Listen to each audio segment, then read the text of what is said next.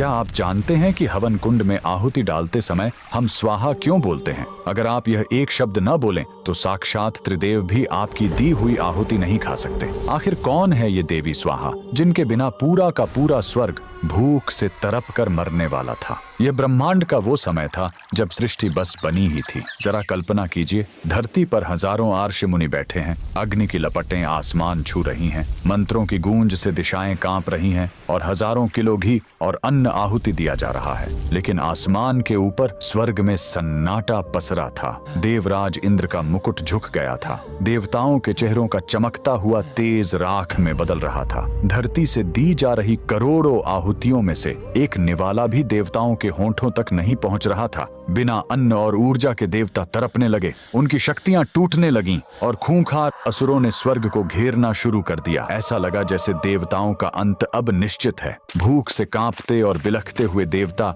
दौड़े दौड़े त्रिदेवों के पास पहुंचे। उनके आंसू छलक पड़े। प्रभु, धरती पर आग जल रही है, इंसान अपना सब कुछ लुटा रहे हैं, पर हमारा पेट क्यों कट रहा है? तब त्रिदेवों ने एक ऐसा खौफनाक सच बताया जिसने देवताओं के पैरों तले जमीन खिसका दी। उन्होंने कहा, देवताओं, अग्नि के पास तुम्हारी आहुति को जलाने की ताकत तो है, लेकिन उसे तुम तक पहुंचाने का रास्ता नहीं है। अग्नि सिर्फ एक आग है, कोई डाकिया नहीं। अब एक ही रास्ता था। देवता रोते हुए 14 लोकों से भी ऊपर ब्रह्मांड के उस सर्वोच्च स्थान की ओर मुड़े, गोलोक, जहां स्वयं परम ब्रह्म श्री कृष्ण का वास है। भूखे प्यासे देवताओं ने आंसुओं से भीगी आंखों से उस आदिशक्ति की महा आराधना शुरू की। देवताओं की वो करुण चीख गोलोक तक पहुंची और तब गोलोक की उस असीम ऊर्जा से एक ऐसा प्रचंड विस्फोट हुआ कि स्वर्ग भी रोशन हो उठा। उस परम प्रकाश के बीच से एक अत्यंत तेजस्विनी और ममतामयी देवी का जन्म हुआ, साक्षात देवी स्वाहा। देवताओं की जान बचाने के लिए अग्निदेव और देवी स्वाहा का भव्य ब्रह्मांडीय विवाह हुआ। जब दोनों एक हुए